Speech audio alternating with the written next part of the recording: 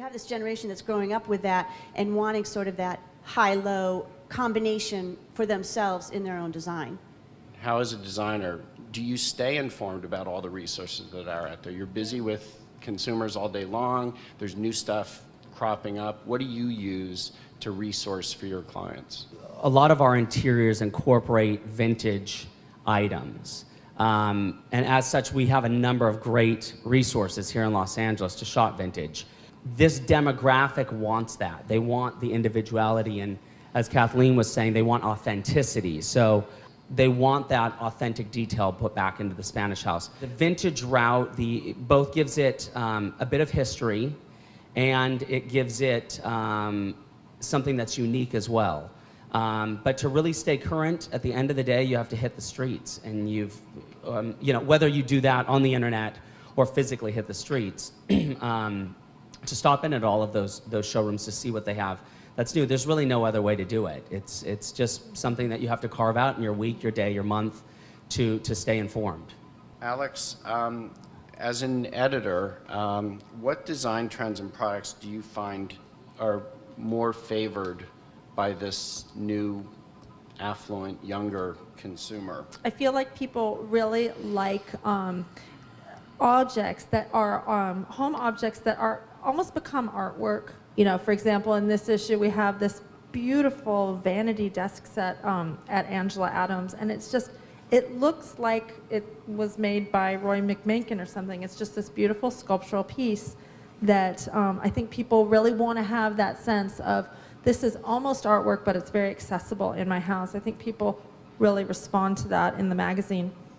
Again, from the developmental side, this demographic doesn't want to see these delineated rooms like the living room, the family room, the kitchen. They're going in and blowing open walls so that they can live in all spaces of the house are used, and they're all equal, and there's no sacred room anymore, So that's one thing. Another thing in terms of the technology, obviously, is the way the technology is existing in the house.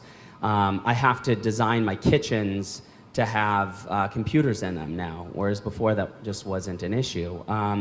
Our bathrooms sometimes even have computers and, at a minimum, televisions in them. So you have to change and grow with new technologies that are presenting themselves. They're not thinking longevity. Like, they don't always see themselves in that house for the rest of their lives. In fact, they think the exact opposite. They're like, oh, I'm only going to be here for 5 years. So, I'm moving on to bigger and better. So a lot of it is also instant gratification. If they like something, they're going to buy it, and they don't care if it's going to last 5 years or 10 years because they're going to move on to something different.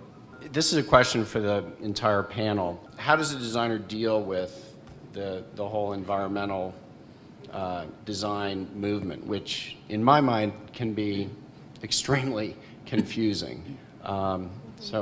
Yeah, I don't have a single client right now that hasn't brought it up or doesn't bring it up on a regular basis. From the building side, the interior side, even water usage side, so many different things can play into all of this. Other great resources, obviously low VOC paints are talked about a lot, solar panels, insulation and windows and doors, but as far as our job is concerned directly in terms of interior design, again, going back to vintage, it's a way of buying something that's A, unique, B, has personality, and C, I consider that a green thing to do because I'm not going out and buying something that was just produced. I'm not contributing to the production. So I think that's one interesting way to tackle it with your clients. I think most people here are here to learn how do we draw more business to attract this particular demographic. Just as our information's coming to us from the internet, I'm putting it out there on the internet.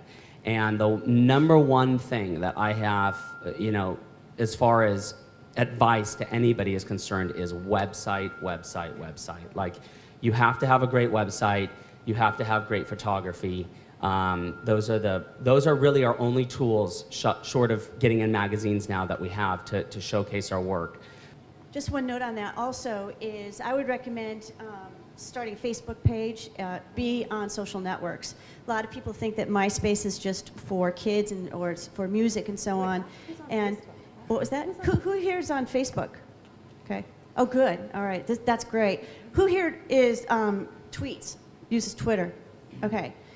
For example, Jeff Staple, great designer in New York. I mean, I read his tweets all the time. It's not always about design. Sometimes he's talking about going to a restaurant and eating or whatever else he's doing. But he's got a following, and he's got an international following because he's Twittering.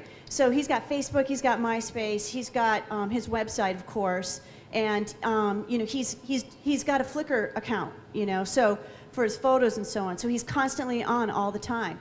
Hiroshi Fujiwara, another one that's constantly out there all the time using the tools that the youth market uses and also connecting at a street level. Have a blog on your site. So even if you have a site, also have a blog. So there's ongoing information that you want to read, and it also just makes you sound knowledgeable. I've spent a tremendous amount of time, effort, and money on building my website.